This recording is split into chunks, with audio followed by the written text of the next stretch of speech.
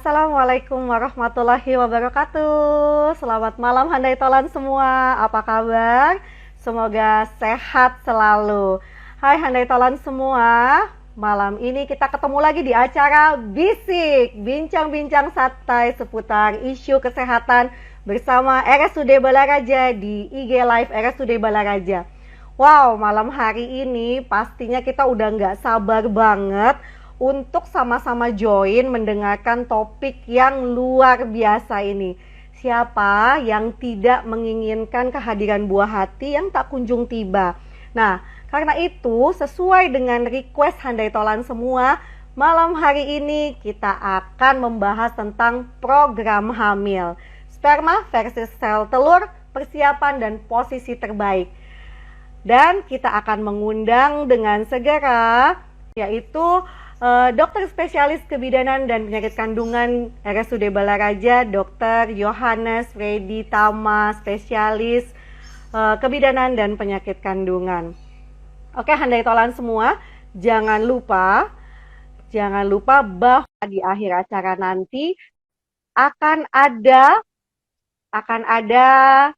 3 buah door prize. Yeay, 3 buah door prize yang akan dibagikan untuk Handai Tolan yang beruntung. Telah hadir bersama kita Dr. Yohanes Freddy Tama, spesialis kebidanan dan kandungan. Hai dokter. Halo, selamat malam. Hai dok, selamat malam. Selamat malam Handai Tolan semua. Jangan lupa, Handai Tolan bisa menanyakan apapun yang berhubungan dengan topik kita malam hari ini kepada Dokter Yohanes. Oh iya, Dokter Yohanes ini akrab dipanggil dengan sapaan Dokter Yohe. Ya dok ya, saya panggil Dokter Yohe aja ya dok.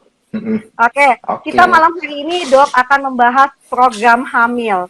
Program hamil ini berdasarkan request dari Handai Tolan semua dok, bahwa Opjin tuh dok diminta di urutan kedua nih dok dari top request, top 10 request. Top 10 request, jadi Opjin ini kedua, dan kemarin survei mininya yaitu ingin membahas tentang program hamil dok. Dokter Freddy, Dokter Yohe sudah siap ya dok ya? Sudah. Oke dok, jadi dok, Handai Tolan ini banyak sekali yang ingin membahas program hamil karena pertama dok, banyak sekali yang penasaran kok sampai setahun lebih saya menikah belum kunjung juga si buah hati dok. Begitu dok. Terus ada lagi yang menantikan anak kedua dok.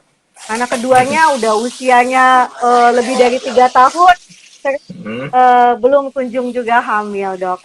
Silakan dokter Yohe untuk penjelasannya kenapa kita mengangkat program hamil malam ini. Ya, terima kasih sebelumnya pada malam ini. Sebelumnya saya ingin terima kasih nih kepada dokter atas undangannya untuk saya jadi narasumber di program Bisik gitu. Terus juga terima kasih juga kepada RSUD Balaraja yang sudah memfasilitasi semuanya. Gitu. Ini sih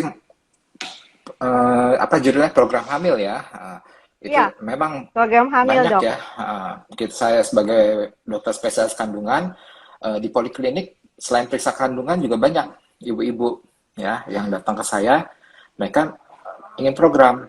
Jadi sebagian pasangan itu memang ya ada beberapa yang bisa kehamilan itu datang dengan mudah ya, tapi juga ada beberapa pasangannya itu membutuhkan usaha lebih. Jadi dia harus berusaha supaya dia bisa hamil ya. Jadi program hamil itu dapat dilakukan juga ya. Jadi salah satu usaha dari pasangan tersebut untuk mendapatkan keturunan ya. Jadi pasangan yang ingin memiliki bayi ya, ingin hamil itu butuh perencanaan atau pregnancy planning ya, itu harus dilakukan ya, karena memang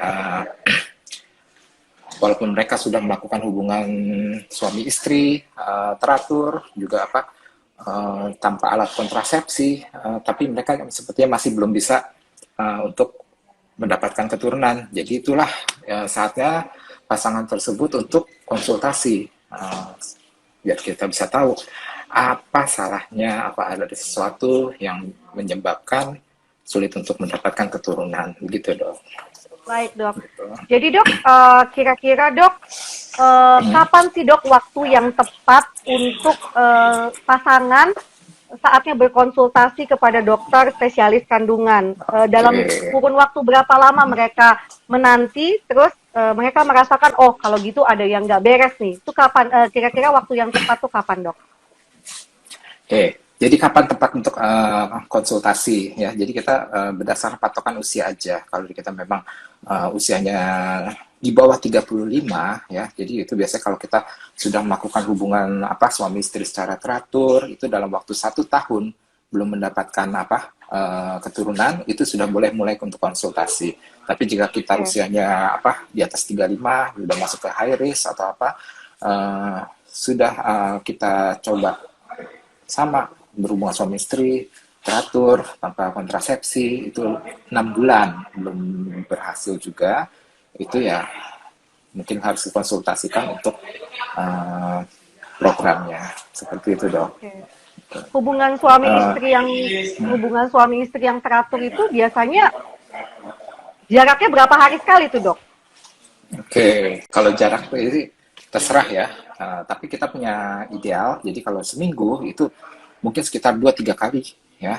Mungkin bisa diselang, mungkin sehari atau 2 hari.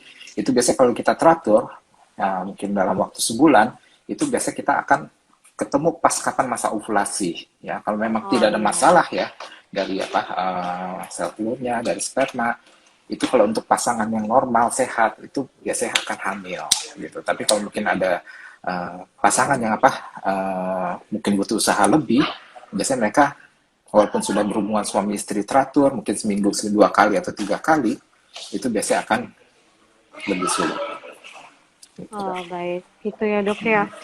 Iya. Kemudian sebenarnya apa-apa aja sih dok yang perlu dipersiapkan bagi seorang pasangan untuk melakukan program hamil? Mungkin banyak handai tolan yang Oke. belum tahu dok. Oke, jadi uh, sebenarnya persiapan kehamilan itu program kehamilan itu sama juga dengan kita mempersiapkan untuk memperoleh kehamilan yang sehat ya. Jadi yang pertama yang kita lakukan itu biasanya tetap pemeriksaan kesehatan secara teratur ya.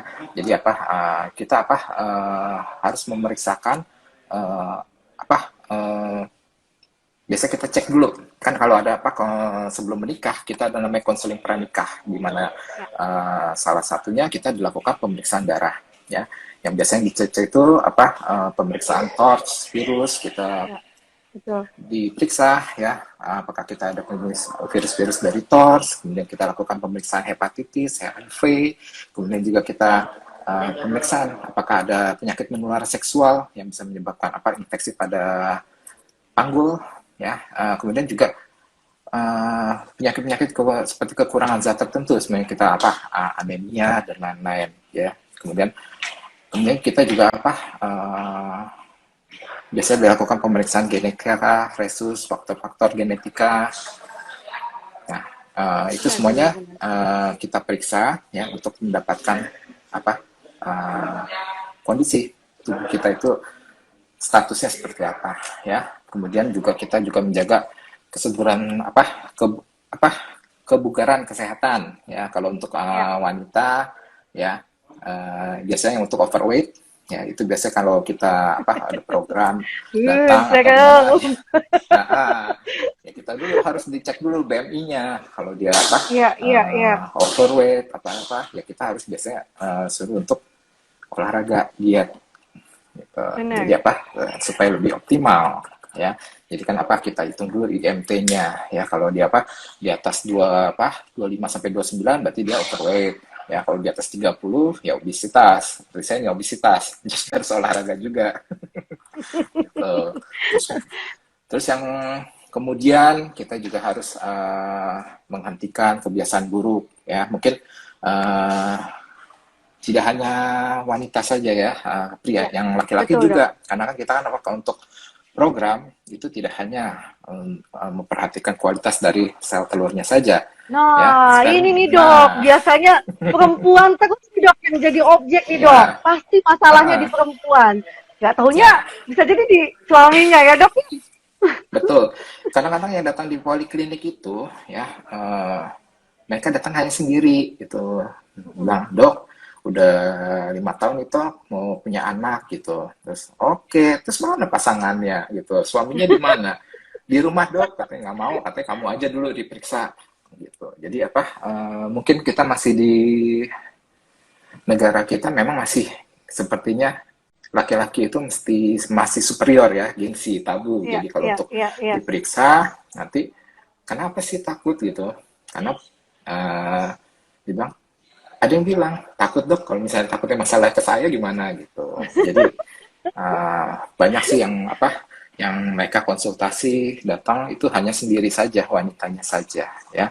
Jadi kita Jadi lihat harusnya juga berdua kebiasaan ya dok ya? buruknya. Pasti harus karena apa? Harusnya berdua ya dok? Kan kita nggak mungkin sendiri bisa hamil gitu. Iya Jadi apa? dok, betul dok. Jadi memang kalau ini kan kerjasama, Betul kerjasama dok, untuk betul dok. uh, supaya bisa jadi proses kehamilan gitu. Iya, benar, Ya, benar, benar. jadi apa? Ya kita coba. Ya kita kalau memang tahu suaminya merokok atau apa, suka minum atau mungkin kerjanya apa, suka begadang. Ya kadang-kadang Iya, juga iya. suaminya bilang, dok kalau saya shiftnya malam terus gimana? Bilang gitu. Shift malam ya kalau memang tugas ya bagaimana, tapi tetap istirahat harus cukup. Ya, jadi kalau dia pulang kerja, kalau habis shift malam jangan langsung main handphone. Jadi ya pulang, mandi, makan, Istirahat ya dok. istirahat, tidur seperti itu. Karena akan Jadi mempengaruhi kualitas sperma ya dok ya. betul gitu. Jadi kalau dia Iya, kualitasnya iya. kurang, jelek, pasti akan lebih sulit untuk membuahi sel telurnya. Ya. Kemudian Betul. kita juga apa? Mana nih? Kemudian apa? Ya pasti asupan makanan bergizi. Ya. Jadi Ya. apa? Uh, Untuk ya kita dua-duanya ya dok harus ya. ya betul ya. Jadi apa?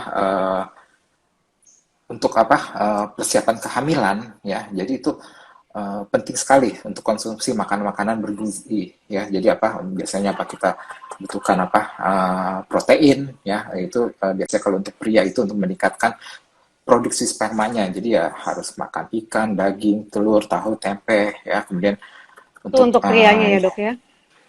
pria dan Untuk wanita tetap suami ya. proteinnya ya kemudian Oh, juga kita butuhkan asam folat ya karena apa itu apa penting ya untuk ibunya atau bundanya sejak masa prekonsepsi juga sampai pada saat kehamilan itu juga penting dalam proses apa perkembangan trimester 1 bayinya ya. Kemudian juga kita harus mencukupi untuk dari apa vitaminnya itu dari vitamin A ya itu untuk apa produksi spermanya, vitamin D ya, zinc, vitamin E itu semua butuh ya. Kemudian apa yang pasti juga ya zat besinya ya. Jadi ya itu untuk betul. apa? Membantu siklus ovulasinya ya. Jadi apa? Oh ya. Dan memang Itu semua benar-benar penting. kalau Hmm. pasangan itu untuk cepat hamil harus melakukan hubungan intimnya ketika wanitanya memang sedang masa subur ya dok ya. Iya. Jadi uh, kita berhubungan suami istri setiap hari, tapi pas saat tidak ovulasi kita tidak berhubungan suami istri itu tidak akan hamil. Jadi ovulasi itu ada suatu saat sel telur itu lepas dari apa telurnya ya dari ovarium ya dia akan masuk ke dalam tubanya ya kemudian begitu saat berhubungan suami istri sperma itu akan disemprotkan dia akan masuk ke dalam rahim dan kemudian akan bertemu ya di saluran tuba ya jadi pada pas kalau kita apa berhubungan suami istrinya di luar ovulasi ya jadi apa sel spermanya nggak bakal ketemu gitu jadi ya sama aja kita ngapelin tapi ceweknya nggak ada kan ya nggak mungkin pacaran Iya dong ya gitu. betul dok. Betul ya dok Gitu. ya. Iya, Hubungannya tiap hari tapi lagi nggak ada yang bisa diiriin ya dok ya. iya. Kan kadang-kadang kalau kita apa LDR ya, apalagi kalau dia memang LDR, terus dia apa suaminya pulang nih, bilang, telepon, mam, siapin landasan, papi mendarat gitu. Hmm, Wah, iya. tapi pulangnya cuma 3 hari, digempurnya 3 hari, padahal bukan masa ovulasinya. Ya kagak Iya, jadi-jadi, tidak hamil-hamil seperti itu. betul banget dok. Kadang-kadang udah bilang Saya tuh hubungan hampir tiap hari dok, tapi bukan di masa subuh ya dok ya. Ya, gitu. Dok, ini udah banyak Ya, banget pertanyaan yang masuk nih dok. Nanti kalau nggak segera dibacakan, kita nggak ini nih dok, nggak bisa waduh. apa namanya, nggak bisa selesai nih dok. Dok, ada Oke. pertanyaan dari Ika Caong. Selamat malam dokter, saya punya penyakit tiroid. Apakah saya masih bisa hamil? Kemudian sudah 6 bulan ini head saya hanya 1 hari saja dok. 1 hari head langsung selesai. Malah bulan kemarin hanya flek saja yang keluar. Mohon penjelasannya dok. Oke. Silakan dokter Yohe. Ya, jadi kalau apa penyakit apa hipertiroid ya. Iya tiroid dok. Hmm. Nah, tiroid itu biasanya hipertiroid ya kalau yang pasien ini eh salah satu kondisi ya yang mempengaruhi apa kehamilan itu hormon ya. Jadi kalau dia memiliki eh, penyakit hipertiroid ya berarti kita harus memeriksa dulu ya. Jadi kita apa periksa dulu apakah dia sudah apa melakukan pengobatan. Kadang-kadang juga obat-obat yang digunakan untuk apa tiroid itu juga mengganggu untuk kesuburannya ya. Jadi Oke, jika kita ditanya apakah kita memiliki penyakit tiroid bisa hamil atau tidak, masih bisa. Yang penting kita apa masih bisa. obati dulu aja penyakit tiroidnya dulu ya. Begitu dia hormon dari apa tiroidnya T3 tempat TSA-nya sudah apa dalam ambang normal, ya berarti kita Ya, apa bisa coba untuk melakukan program untuk kehamilannya ya. Jadi kalau dia memang wah punya semangat. penyakit tiroid seperti itu ya berarti Ya, harus kontrol ya. Nanti kontrolnya ke penyakit dalam, kalau begitu sudah terkontrol berarti nanti kontrol juga ke kandungan, ke bidanan ya. Nanti kita juga akan melakukan pemeriksaan hormon-hormon kesuburannya, estrogen, progesteronnya dan lain-lainnya semuanya untuk lihat oke. kesuburannya gitu. Baik, baik dok. Semangat Mbak Ya. Ika Caong. Jangan patah Hmm. semangat. Lalu ada pertanyaan lagi dok. Berjuang dua garis Eh semuanya. iya, berdua berjuang 2 garis. Dok kalau Mau langsung tanya melihat lagi. pertanyaan gimana dok? Kok nggak bisa lihat ya? Eh Kalau ini di ini dok, kebanyakan yang nanya di komen dok. Jadi Oh. jadi udah dipilah sama admin nih dok. Nah, oke oke. Dok, Nah, ya. suami saya adalah perokok aktif dan Hmm, narkoba nih dok kayaknya ya. hmm. Apakah ini bisa menjadi penyebab saya sulit hamil? Perokok aktif dan nafsa dok, Oke, suaminya. ya. Heeh. Jadi kalau dia memang apa suaminya, kalau dia memang perokok aktif dan nafsa, yang pasti kita apa seperti dibilang persiapan dulu aja ya suaminya. Ya, Berarti suaminya itu harus dikonseling dulu ya, dia harus berhenti merokok, dia harus apa berhenti dulu nafsanya, karena kehamilan itu suatu tanggung jawab yang besar ya. Jadi apa tidak semata-mata kita menikah harus punya anak ya, punya ini. Sedangkan suaminya ya kalau dia memang apa maaf ya nafsa atau dia narkoba ya kemungkinan untuk kedepannya akan susah ya. Ya, nah begitu kita sudah konseling, mereka sudah berkomitmen untuk mempunyai anak, ya berarti ya kita nanti akan melakukan pemeriksaan laki-lakinya. Biasa kita lakukan pemeriksaan cek analisa sperma, kita lihat kualitas spermanya, ya. Kemudian juga kalau memang wanitanya apa subur, ya dia siklus menstruasinya teratur, ya tidak ada masalah dari apa, tidak ada penyakit seperti endometriosis, kista dan lain-lain, ya berarti apa? Kita coba untuk mulai untuk program kehamilannya, ya dan ya. eh, kehamilannya itu ya pulangnya kalau memang kualitas spermanya bagus ya berarti ya bisa ya ya tapi apa kalau apa ya namanya laki-laki itu ya Mm-mm. eh, dalam apa kok saya lupa ya mau ngomong apa jadi lupa. Gimana dok? Laki-laki itu kenapa dok? Iya, tunggu, saya lupa tadi. Jadi apa kalau merokok? Ya, oke, lupa merokok. Nah, Mm-mm. eh, Merokok coba dan merokok nafsa. itu dilihat di bungkusnya. Gak usah nafsa, Mm-mm. di rokoknya aja gitu. Merokok itu dapat Gangguan janin. menyebabkan ah, gangguan janin, kanker, hipertensi, dan Iya. impotensi. Ya, jadi karena apa radikal bebasnya itu dia merusak, jadi kualitas spermanya itu dia akan menjadi turun. Ya, jadi apa Iya. Iya. untuk suami yang biasa perokok aktif ya itu kalau bisa ya untuk coba dulu kurangi rokoknya atau kalau bisa ya berhenti seperti Gimana itu. bisa sukses ngapelin ya dok? Jalannya ya terseok-seok ya dok ya? Nah, Nggak bakalan nyampe ya gitu. dok? Nggak nyampe dok, Iya. nggak sukses ya dok? Mm-mm. Nggak nyampe-nyampe jalannya soalnya terseok-seok ya dok. Iya, Dok, jadi apa ini ada ya? pertanyaan Hah? lagi dok.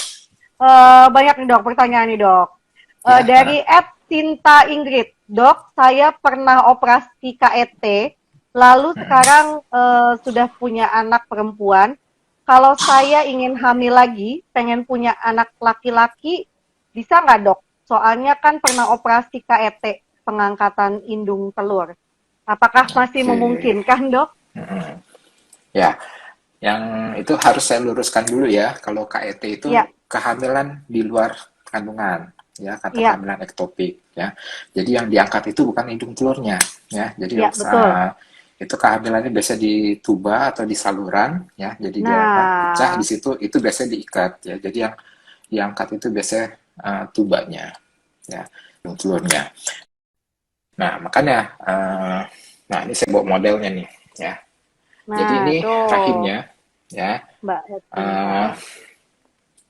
Biasanya yang kalau KET dia kehamilannya dia di dalam tuba ini ya dia akan pecah ya kemudian dia akan diikat karena di sini berdarahan supaya dia nggak berdarah lagi ya. Nah tapi kita di sini ada dua ya jadi di sini ada dua sel telur ada dua sel tuba. Jadi kalau ditanya saya sakit saya KET saya masih bisa hamil tidak ya bisa ya 100% bisa tapi kesempatannya akan turun 50% karena yang sini sudah tidak berfungsi ya tapi setiap bulan karena dia sel telurnya ada dua dia masih ovulasi atau keluar sel telurnya kiri kanan ganti-gantian ya jadi pas saat mungkin yang sebelah sini sudah diangkat tubanya yang di sininya belum dia ovulasi dia bisa ada kesempatan hamil seperti itu dan kalau untuk minta anak cowok atau cewek ya eh, sebenarnya tidak 100% bisa ya tapi mungkin bisa Iya. dicoba ya gitu jadi apa kita bisa ada beberapa teknik cara yang pertama ya mungkin dari hitung dari masa suburnya ya jadi kita nilai sperma yang membawa gen cowok ya itu biasanya Oke. dia akan lebih gesit tapi umurnya akan lebih pendek gitu ya kalau sperma yang membawa gen perempuan itu biasanya jalannya lebih slow ya karena cewek kan Uh, biasanya lebih slow gitu Slow tapi ya umurnya dok. panjang gitu jadi kita bisa hitung kalau pengen anak cowok bisa kita di pas masa suburnya ya pas masa suburnya itu biasa kemungkinan akan anak cowok kemudian juga dengan eh, teori asam basa ya jadi kalau dia apa Ya. sel sperma yang cowok itu akan lebih tahan asam ya kalau yang perempuan lebih tahan basa jadi mungkin itu lebih dari nanti ke arah konsumsi makanan dan lain ya karena kita Oke, pun baik. juga apa dengan program kehamilan dengan teknologi berbantu pun ya kita ada info konsen juga kita tidak bisa apa tidak bisa misalnya kita minta cowok tidak bisa 100% akan hasil cowok seperti itu gitu tapi Oke, oke. bisa diusahakan atau diupayakan tapi tidak menjamin 100%. Oke, baik, baik, Oke. dok. Dok, ini juga ada pertanyaan Ya. berhubungan dengan masa ovulasi, dok, masa subur. Hmm. Dari Gania OO. Malam, dokter, bagaimana menghitung masa subur untuk wanita yang headnya nggak teratur, dok? Oke. Jadi apa? Untuk menghitung masa subur itu banyak cara ya. Jadi kalau untuk Oke. yang paling gampang sih kalau kita punya siklus menstruasinya teratur ya. Kalau orang Indonesia ya 28 jadi sekitar kita 26 sampai 34 hari ya siklus menstruasinya itu masih bisa kita hitung ya. Tapi bagaimana kalau kita tidak apa tidak teratur ya? Yang pasti itu kita.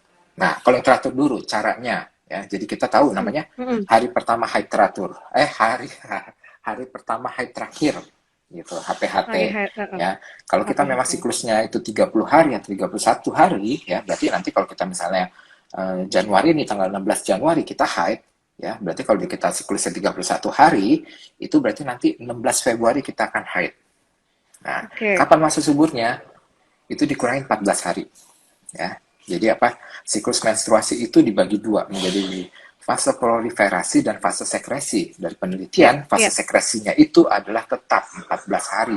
Yang dia bisa memanjang dan memendek itu fase proliferasinya. Ya, jadi kalau dia siklus haidnya teratur, kita bisa hitung di apa? Prediksi haid bulan berikutnya dikurangin 14 hari.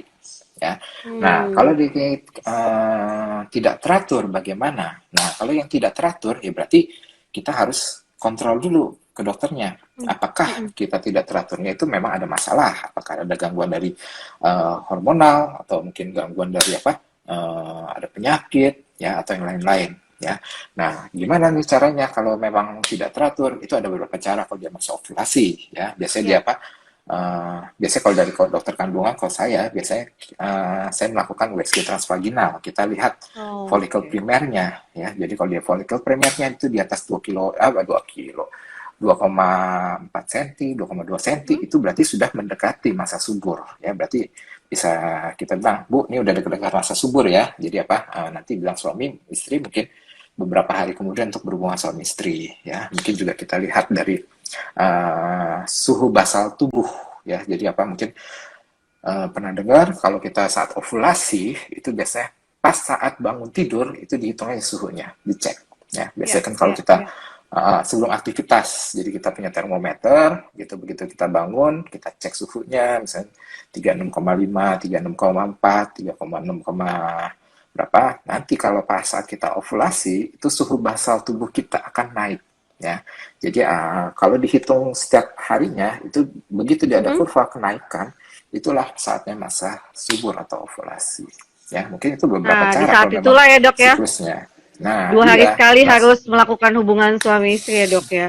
Iya, betul. Yang 2 hari sekali langsung kalau itu, kalau lagi ovulasi Oh iya, langsung tiap aja. hari ya dok. Iya, gitu. Dok, ini ada Oke. pertanyaan lagi. Oh, semoga tadi terjawab ya. Hmm. Lalu kemudian ada pertanyaan lagi dari @prima.tias. Selamat malam dok, izin bertanya. Saya memiliki anak usia sudah 8 tahun. Sudah 6 tahun ini saya lepas kontrasepsi hormonal. Berat badan 58 kilo, tinggi badan 158. Siklus 30 sampai 32 hari, Dok. Kemungkinan apa yang terjadi sehingga saat ini saya belum juga dikaruniai anak kedua? Apabila akan promil, tahap awal dan waktu promil mulai kapan, Dok, sebaiknya? Maksudnya ketika siklus keberapa? Gitu, Dok, pertanyaannya. Oke. Ya, Sudah 6 tahun nih, Dok. jadi jadi kalau kita memang sudah punya anak, kemudian yang keduanya susah, itu kita disebutnya apa? Infertil sekunder. Infertilitas sekunder. Sekunder. Kalau dia primer itu yang belum punya anak sama sekali, ya. Jadi Ya. kenapa nih infertil sekunder, ya? Jadi biasanya kan apa? Saat kita hamil anak pertama, biasanya memang dianjurkan 40 hari kita melakukan kontrasepsi, ya. Biasanya kalau dia kontrasepsi itu biasanya ada yang hormonal dan hormonal ya. Yang paling sering dipilih oleh ibu-ibu itu biasanya yang hormonal, biasanya suntik, pil KB ya atau implan. Ya, kalau dia memang sudah berapa udah berapa tahun KB? 5 tahun ya. 6 tahun sudah lepas KB, Dok. Anaknya sudah 8 tahun. Oh, berarti dia 2 tahun KB ya. Jadi kalau dia 2 memang tahun KB. 2 tahun KB dengan hormonal itu berarti harusnya normalnya biasanya untuk kembali ke hormon semula itu biasanya 6 bulan ya. Tapi kalau dia memang sudah sampai 6 tahun, siklus teratur dan lain-lain, itu biasanya kita lakukan pemeriksaan ulang lagi ya. Jadi apa? Ya. Kita ya harus konsultasikan karena ini sudah masuk ke infertilitas sekunder ya. Kita lihat kalau dari BMI-nya memang ibunya overweight gitu, agak overweight ya. Yang paling pertama paling kita sarankan untuk coba untuk Gimana uh, saya, Dok? Gimana gimana saya saya nih, juga Dok? Iya, iya, Dok. ya. Jadi tahap awal apa, Dok, yang harus dilakukan, Dok? Kalau tahap awal ya coba aja untuk apa pola hidup sehat dulu aja ya, kurangi berat badan ya. Terus kalau untuk Mungkin mau stres ya, Dok? program, Bisa ya, itu stres salah nggak, Dok? satunya.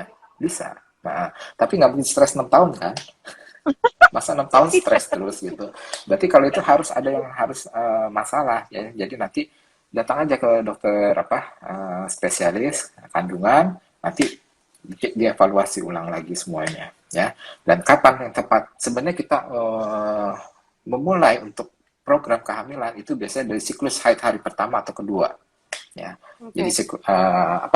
program kehamilan itu dari yang paling sederhana ya itu biasa kita hitung kapan masa suburnya, terus juga yang kita coba lakukan induksi ovulasi ya dari yang berteknologi seperti inseminasi atau yang dengan bilang IVF atau bayi tabung yang lebih populernya ya. Jadi uh, mungkin nanti kita nilai dulu ya, tapi kalau kita memang mau mulai dengan cara yang sederhana dengan induksi ovulasi itu Ya. biasanya di haid hari pertama atau hari kedua untuk memulai kapan Oh, program head. hamilnya. Ya, Oh, begitu, Dok. Oke, ya. oke. Mbak Prima, semoga terjawab. Ini ada pertanyaan lagi dari Ed Faira Agustin. Selamat malam, dokter. Mau tanya, dok, Malam. apakah posisi berhubungan intim yang dilakukan suami istri dapat mempengaruhi agar cepat hamil? Lalu kemudian saya lanjut ya, dok. Dari Hmm. Ed, ini karena berhubungan nih, dok. Kemudian, dok, benarkah Hmm. penggunaan pelumas pada saat berhubungan suami istri bisa membuat wanita sulit hamil? Silakan, dokter Yohe. Oke, terima kasih. Kita Ini mulai ke posisi. sebenarnya belum sempat menjelaskan ya karena terlalu banyak pertanyaan gitu. Jadi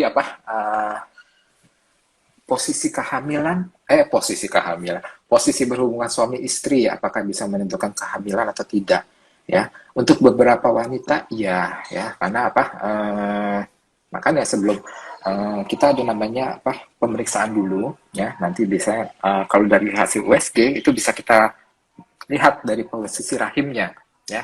Jadi kalau dari posisi rahim orang Indonesia wanita itu biasanya kita namakan antefleksi atau rahimnya ini lebih ke arah ke depan ya. Tapi ada juga beberapa wanita yang retrofleksi ke belakang ya. Jadi apakah posisinya akan menentukan? Ya. Jadi kalau dia posisi rahim ke depan, kalau untuk berhubungan ya seperti submission atau normal itu tidak akan masalah ya. Tapi kalau untuk yang dia retro itu nanti akan bermasalah ya. Jadi kita nih kalau memang dari hasil pemeriksaan kita lihat Bu rahimnya posisinya ke belakang ya. Jadi nanti kalau untuk berhubungan suami istri kita selain gayanya submission atau yang biasa atau coba dilakukan gaya doggy style ya atau nungging orang bilang ya. Tujuannya supaya apa ya? Posisi rahim yang ke belakang itu begitu dia saat nungging dia akan posisinya eh, yang ke belakang ya dia akan jadi seperti ini ya, dia akan lurus ya. Jadi saat Oke. penetrasi dan pas ejakulasi kita berharap sperma akan banyak masuk ke posisi rahim yang akan lebih lurus seperti itu. Terus yang kedua posisi menentukan ya karena ada banyak juga wanita mengeluhkan dok suami saya spermanya cair gitu. Ya. Kenapa cair? Karena langsung keluar lagi bilang gitu ya.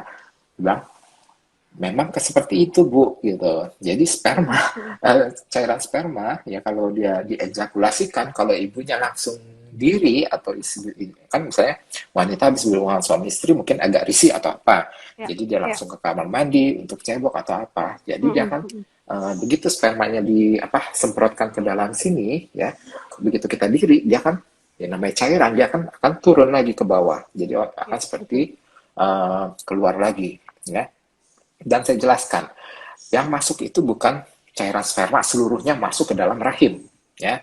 Jadi yang masuk ke dalam ini kan mulut rahimnya ini dia kecil, ya, Ya. ya. Jadi tidak bisa seenaknya masuk cairan atau apa. Di sini ada penyaringan di mulut rahim ini. Yang masuk hanya sel-sel sperma saja, ya. Jadi posisinya bagaimana? Setelah berhubungan suami istri, istirahat dulu ya jangan langsung diri atau tidur aja dulu bahkan kalau perlu diganjal ya pantatnya atau pinggangnya jadi biarkan sperma itu menggenang dulu di dalam biarkan kasih waktu istilahnya sel-sel sperma untuk masuk ke dalam rahimnya. Ya, nanti setelah 5 menit, 10 menit, kalau mau itu silahkan, karena juga cara spermanya biasanya sudah mulai mengering. Seperti itu. Oke. Terus yang Jadi pelumas gitu. tadi dok, Ya. Oh iya, yang pelumas tadi dok. pelumas. Ya memang kalau untuk berhubungan suami istri, ya normalnya wanita itu sudah memiliki pelumas alami, ya. Jadi kita namanya punya di kiri kanan namanya kerja Bartolin, ya. Itu saat terangsang dia akan mengeluarkan cairan, ya, pelumas, ya. Eh, Kadang-kadang pelumas yang dijual di apotek atau di marketplace atau itu memang dia memiliki sifat spermatid atau dia mematikan sel-sel sperma, ya, gitu. Oh Jadi iya. memang ya kalau kita memang sering pakai pelumas, kita tidak tahu itu pelumasnya memang fungsinya untuk KB atau spermatid atau ya pasti ya akan merusak sperma. Jadi ya tidak akan hamil kalau pakai pelumas yang tujuannya hanya untuk KB gitu, ya. Tapi kalau untuk pelumas-pelumas yang lain, sepertinya kalau kita berhubungan suami istri, ya, kalau kita dilakukan dengan foreplay dulu, ya, tidak langsung hajar atau Ya, sepertinya sih tidak perlu pelumas lagi, ya, karena semuanya ya, itu ya, ya, dengan alami, semuanya ada produksinya, ya, seperti itu dok. ya, ya, benar-benar sekali dok. Oke. Kalau itu jadi kalau foreplay dulu bisa ini ya dok ya, Iya, bisa. iyalah, kalau jangan langsung hajar bleh. Kalau hajar bleh gitu ya pasti Dokter lebih ke kayaknya arah sinyalnya nyeri, putus-putus. Apa saya ya? putus-putus ya. Oke, sudah dok? Ya, ya dok. Oke. Dok, ini ada pertanyaan lagi. Eh, ini agak bingung juga nih. Sebentar dok. Pertanyaannya sih sebenarnya hampir sama nih dok semuanya. Hmm. Makanan-makanan apa atau vitamin? Adakah makanan-makanan atau vitamin yang mempengaruhi program hamil ini gitu dok? Maksudnya biar cepat Oke. hamil, ada nggak dok vitamin-vitamin atau makanan? Tadi seperti yang dokter bilang ya, tinggi protein ya dok ya. Iya. Terus adakah vitamin juga dok yang bisa dikonsumsi? Ini hampir sama pertanyaannya semua. Oke, jadi kalau untuk makanan ya, kalau saya ditanya makanan apa yang ini, ya saya bilang semua makanan sehat itu ya pasti baik untuk tubuh. Tapi memang ada beberapa ya yang kalau untuk program itu biasanya kita hindari aja dulu, ya. Kalau yang yang kita butuhkan yang seperti tadi, ya, eh, vitamin, ya, terus juga asam folat, zinc, vitamin D itu butuh semua, ya. Tapi yang kita coba hindari ya mungkin kalau untuk program kita coba hindari untuk makan makanan mentah atau makanan setengah matang, ya. Jadi tujuannya itu untuk mencegah virus atau parasit ya seperti toxoplasmosis, ya, atau Ya, ya, cytomegalovirus ya. atau yang bisa masuk ke dalam tubuh, ya. Karena kalau kita apalagi kalau kita punya hewan piaraan, ya, coba dicek apakah hewan piaraan itu sudah divaksin atau dia ada toxoplasmosisnya atau tidak. Karena kalau memang itu ada di tubuh kita, ya, itu kalau memang tinggi itu bisa akan mengganggu proses kehamilan, ya. Kalau memang dia Oke, tidak dia bisa menyebabkan keguguran atau mungkin bisa menyebabkan cacat pada janinnya, ya.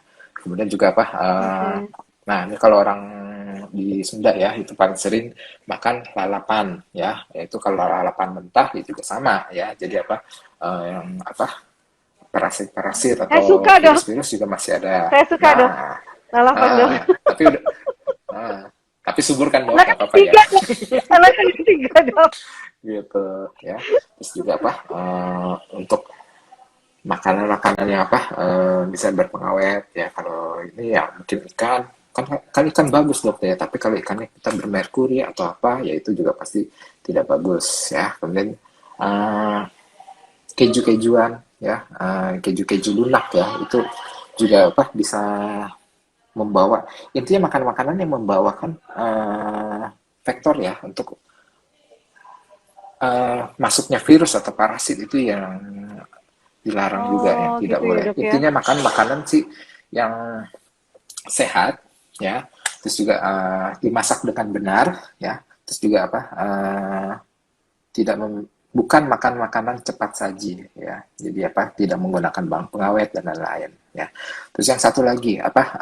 Hindari kafein, gitu. Yang penggemar Ya, ya. Oh. Starbucks tuh, kan nggak boleh nyebut merek ya, ya kopi ya mungkin yang apa sering nongkrong nongkrong minum Starbucks Nah, yo, itu yang apa sering nongkrong di Starbucks gitu. Itu atau kafein itu bisa eh, menghambat.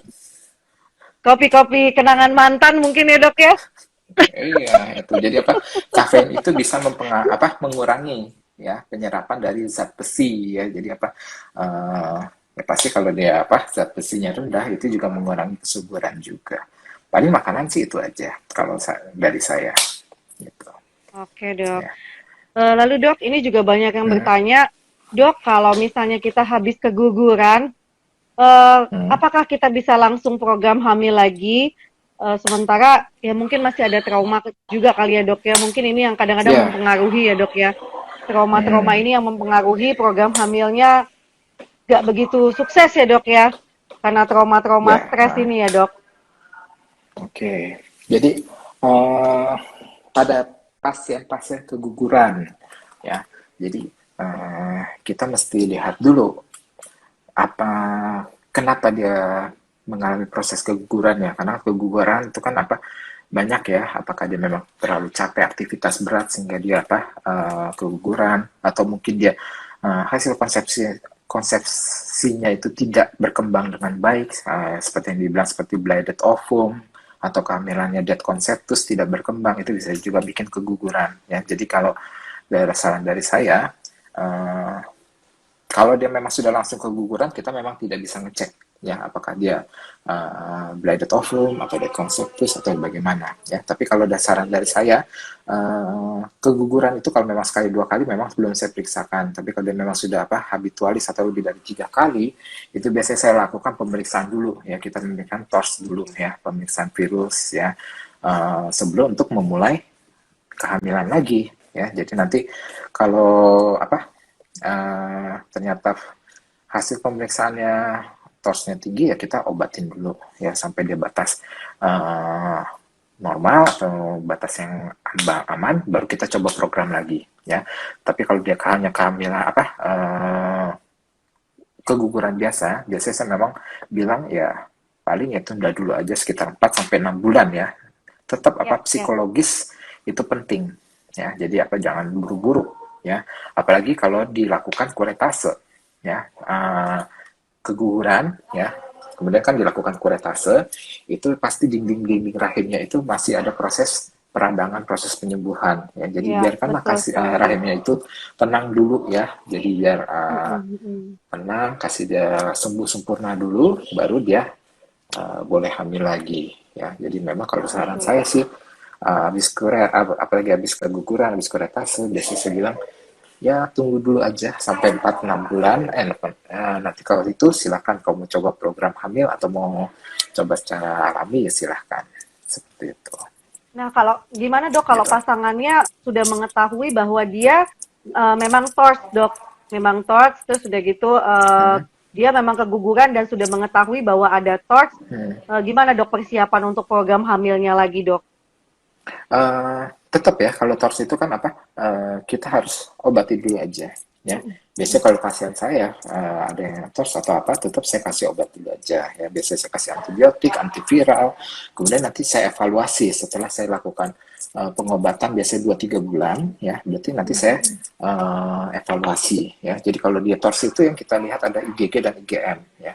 Eh, Kalau dia memang IgM-nya tinggi, itu memang biasanya kita itu fase akut ya. Jadi kita tidak sama sekali tidak boleh tidak mengajukan untuk hamil gitu. Tapi kalau IgM-nya yang tinggi, biasanya kita obati dulu aja sampai batas dia normal gitu. Tidak mungkin negatif ya, tidak mungkin kalau IgG jarang banget saya bisa obati sampai negatif. Jadi biasanya sampai turun angka kenaikannya hanya berapa, baru nanti saya coba untuk hamil lagi.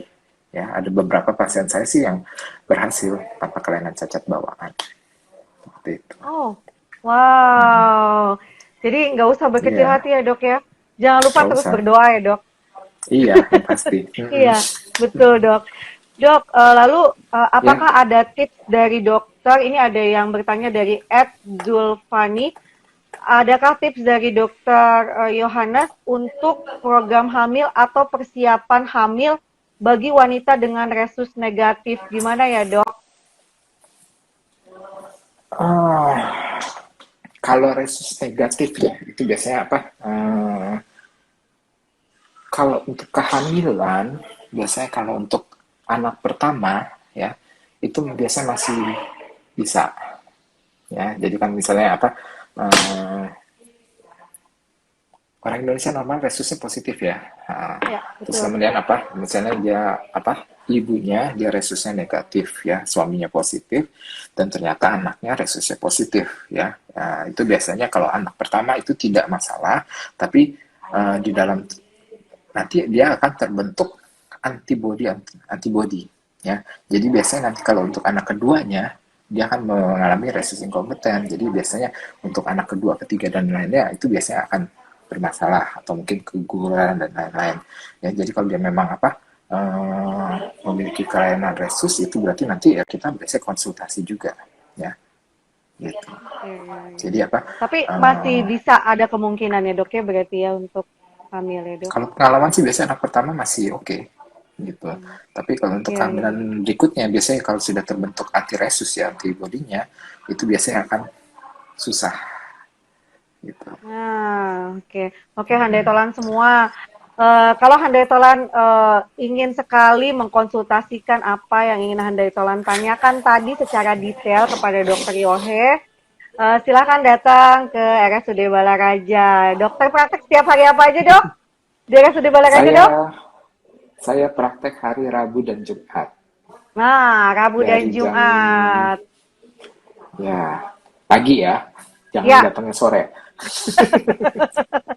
Udah dok, nggak ini ada ada yang bertanya lagi ya. dari Ayusari 369. Dok, apa yang dimaksud dengan dead conceptus? Dan bagaimana untuk kemungkinannya hamil lagi? Apa itu dok? Saya juga baru Oke. tahu tuh dok, dead conceptus. Apa tuh dok? Oke. Jadi kalau dari konseptus itu biasanya apa?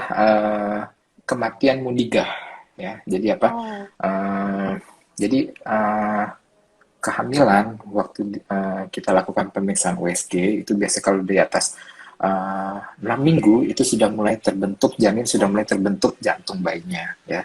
Kemudian kita bisa akan lihat biasanya kita bisa evaluasi ya biasanya pas saat kehamilan 3 bulan 4 bulan itu kalau memang dia eh, terbentuk janin tapi uh,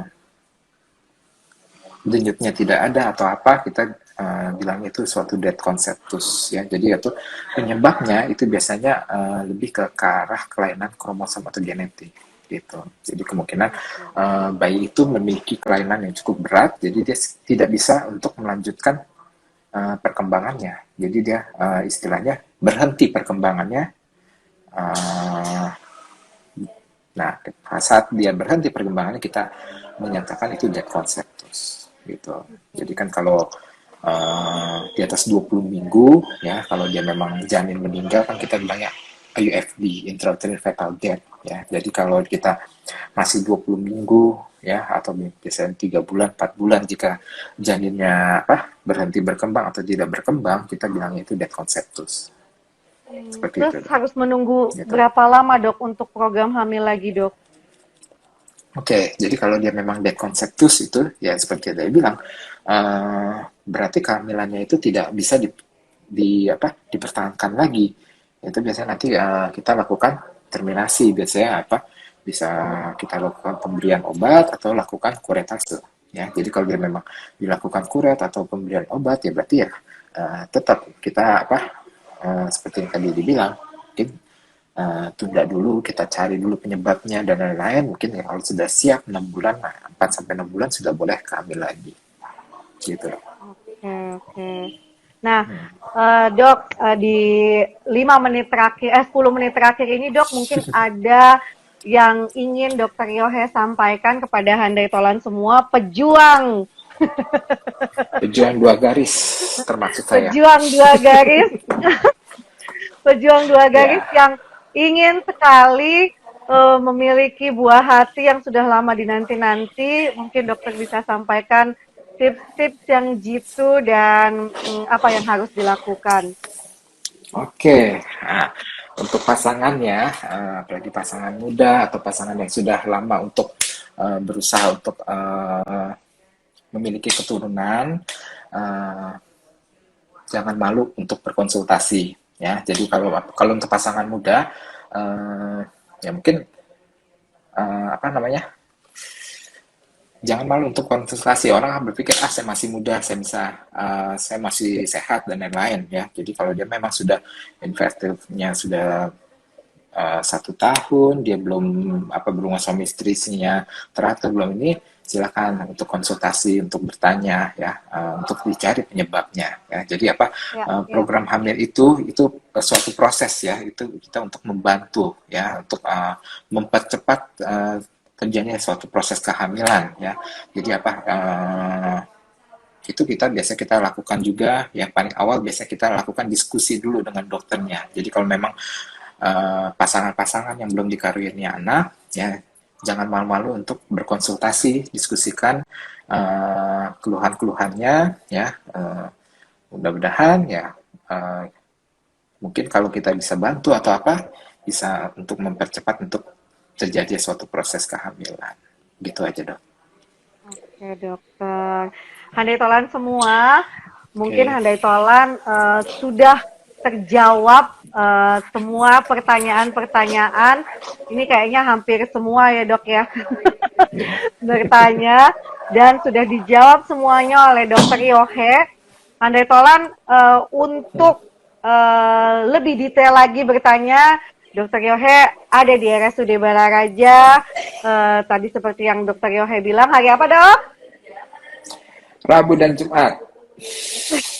Rabu dan Jumat jam 9 sampai jam Ya, 2 siang. Prakteknya pendaftarannya jam 8 sampai dengan jam ya, 12. Dokter Yohe ini jelas. kayaknya lagi capek banget nih. Betulan. Dokter Yohe ini posisinya masih di Oka ya. Ya, Baru selesai operasi. Terus saya mm-mm. todong buat IG Live. Iya, Oke, Dok. nggak apa-apa, Dok.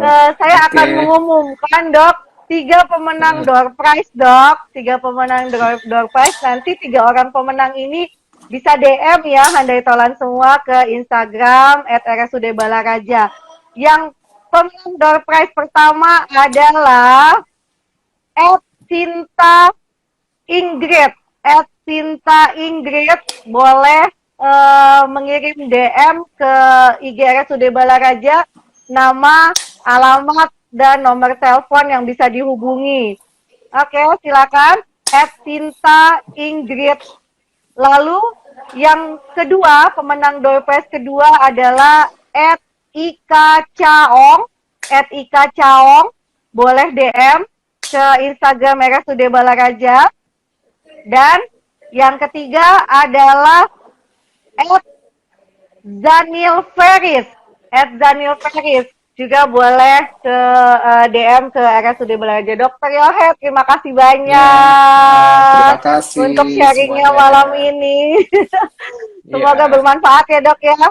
Terus ya, jangan kapok, Dok, amin. untuk diundang lagi Mm, di acara Bisik, siap. Dok. Oke, Bincang-bincang santai seputar isu kesehatan IG Live bersama RSUD Balaraja. Terima kasih terima Netolan kasih. semua. Selamat Terima malam. kasih, dokter. Terima kasih semua. Wassalamualaikum warahmatullahi wabarakatuh. Salam sehat selalu. Waalaikumsalam.